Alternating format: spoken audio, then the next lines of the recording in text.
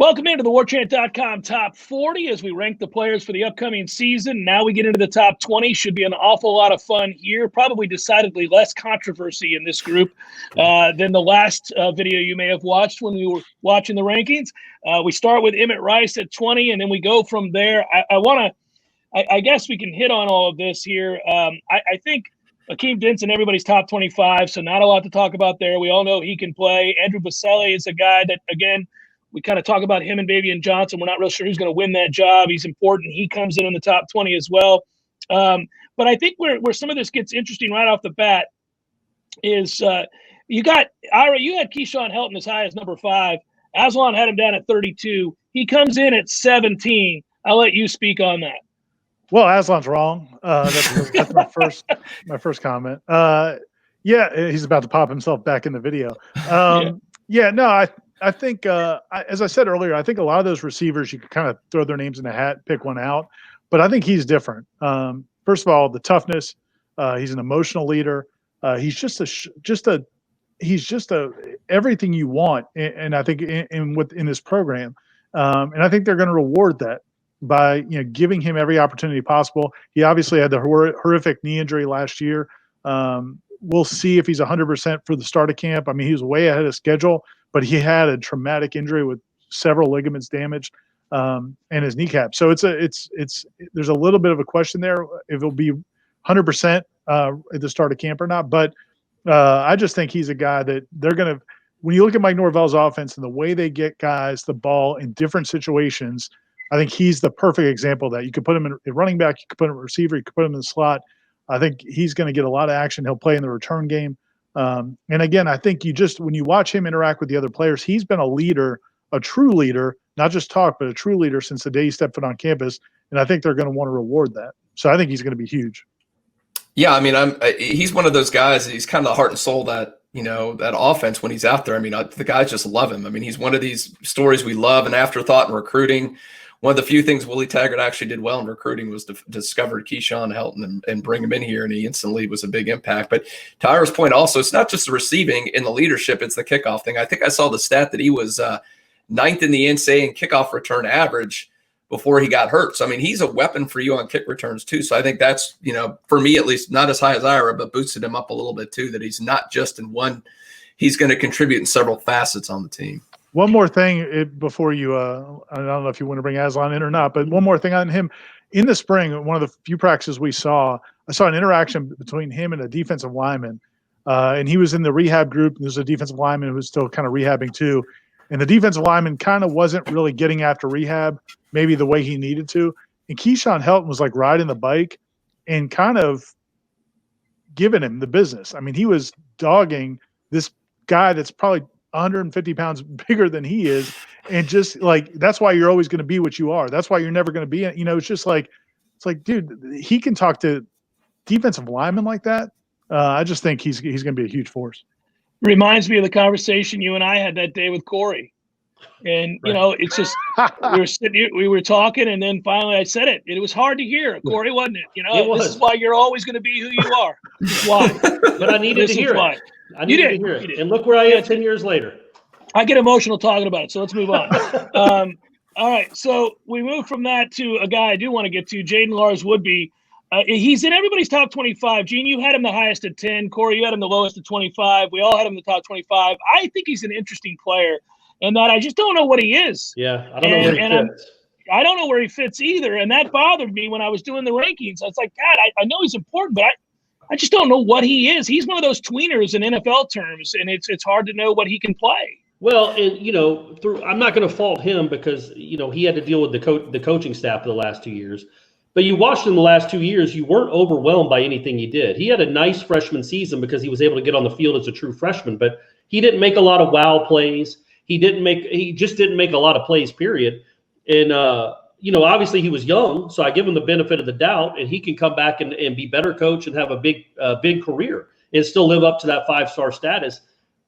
When I watch him, I don't see elite yet, but there's always a chance it could be. But again, my biggest problem with it is that I don't know exactly where he fits in the secondary, or if he's going to be back closer to the line of scrimmage, what they're going to do with him, and how he does in that role. Well, wasn't this, you mentioned that, but to me, I guess I'm giving a lot of credit to the coaching. I think they're going to do a better job. He's so talented to me that they're going to find the best role to put him in. I think obviously we don't need to go through all the problems with coaching last year, what it is. It's definitely going to be better this year. And this guy's way too talented. I don't know, mate. You guys may chime on this too. The kind of defensive scheme Adam Fuller is going to run, is it going to be one of those kind of like 4-2-5 kind of thing where there's going to be that guy, whatever's that bandit, what do they call it? The bandit, the stud player, whatever he is. Isn't he kind of, if that's what he's going to run, isn't he kind of the perfect player for that? A guy a little close to the line of scrimmage, but still has some coverage responsibilities in the secondary. If he can fit that role perfectly, as talented he is, that could actually be an advantage that he is versatile enough to do both positions. Again, I'm kind of banking on the coaching and I'm banking on the underlying talent that he's going to take a huge leap this season. I mean, I'm definitely more in line with Gene, just because I think he was playing out of position the last 2 years. Didn't they have him an inside linebacker early last year? Yeah. He was making tackles in the middle of the line of scrimmage, and I was just shaking my head. And so back, and well, that's how bad the linebackers were. I mean, that shows you how horrible they were. But they had him inside and Leonard Warner outside, and it's just, anyway, it's he's going to really benefit from what the change in coaching. I think they're going to have him better in a scheme. I do think they're going to use him in like a safety linebacker role. Adam Fuller has like 3 different hybrid positions on his defense, guys that can you can either go with the extra DB or a linebacker or another pass rusher. And I think he's a guy that I think we're going to, if he can be that 5-star guy. Now, of course, he's also coming off of a serious injury also, but if he can be the 5-star guy he was supposed to be, this year we'll see it. And I just don't think it's fair to hold the last 2 years against him because he was in a bad scheme and he was playing out of position. Yeah, and I had him ranked. I think I had him ranked in the top 20, top 25. I don't know, to Jeff's point, I just don't know where he kind of fits yet. We haven't seen him excel yet. But yeah, I haven't given up on him. Let's jump to the to 2 defensive ends. Let's get Robinson and Kando. What's Kando going to be? Do we get a good feeling here that because he was playing pretty good football before he got hurt? Is he ever? Boy, we're talking an awful lot about guys someday perhaps living up to their rankings and recruiting and living up to their ability. Now, admittedly, in fairness to every one of these kids, and that includes James Blackman, who I dogged during the last time we did this. None of these guys have been coached well. None of these guys have had, consistent, solid coaching with a great situation. So I'm rooting for all of them. But what do we think between Robinson and Kando? Let's start with Kando. He comes in at 15. I think these 2 guys, and we can go ahead with Kando. I know he got hurt. He got hurt in the Virginia game, right? He was having a good game, and I think that's when he got hurt. You saw something from him in that game that you're like, okay, I see that. There was some explosiveness. Obviously, he's got the size. He's a tree. And he could move. He could bend. He looked really athletic in that game. And you saw that, and you're like, man, you can see why he was so ranked so high, why Jimbo liked him so much.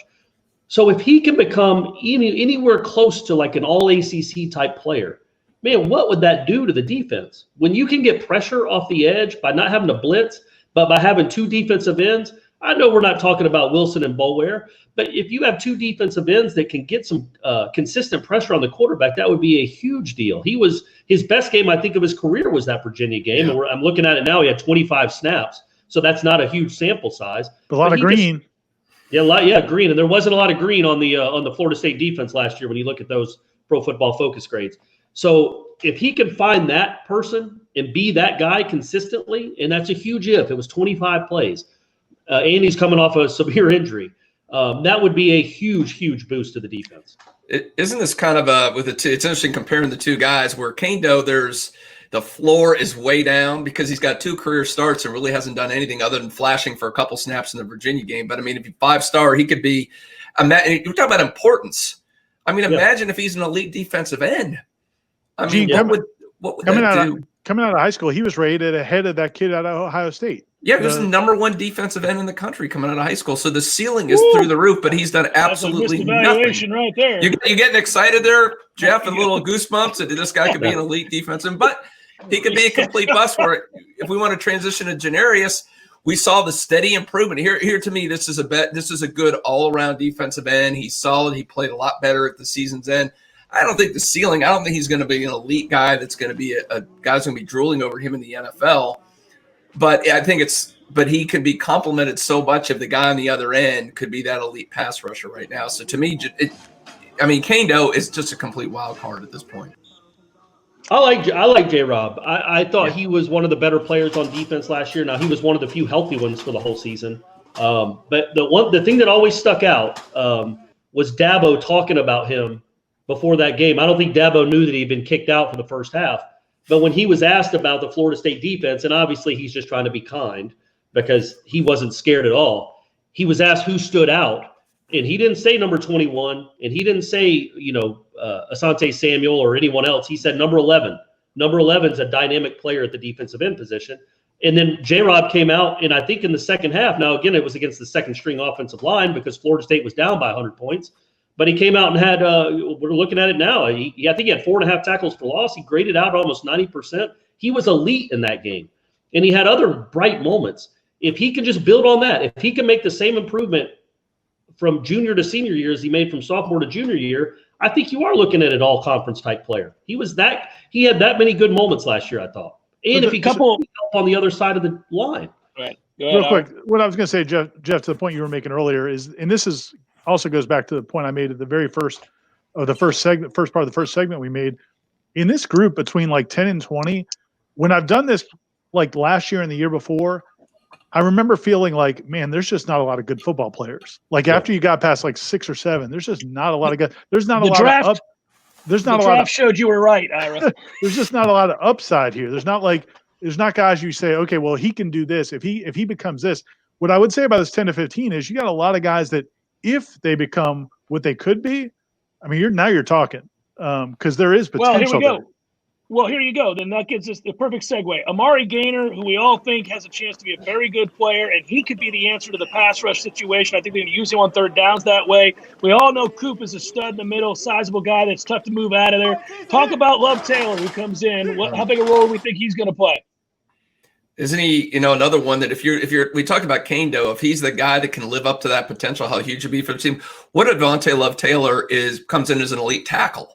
I mean, what does that suddenly do to the offense? And I think maybe Aslan's going to put up the grades here for us. But, what's crazy about him, his PFF grade at FIU was 73.4 last season. That's okay but you got to remember the highest for Florida State last year for a starter offensive line was Ryan Roberts at 57.5. So he's so much higher ranked in terms of his grades than what FSU had last season on the offensive line. So he can be anywhere close to that. It would be huge for that offense this season. And that, my friend, would explain why some starting offensive linemen were ranked 35th or 37th on our list of top 40 because of what you just got done talking about. That'll do it for this version, 11 through 20. When we come back to the next time you watch this video and see us counting down the top 40, it's time to break out the top 10. We'll do it next time here on Warchant.com.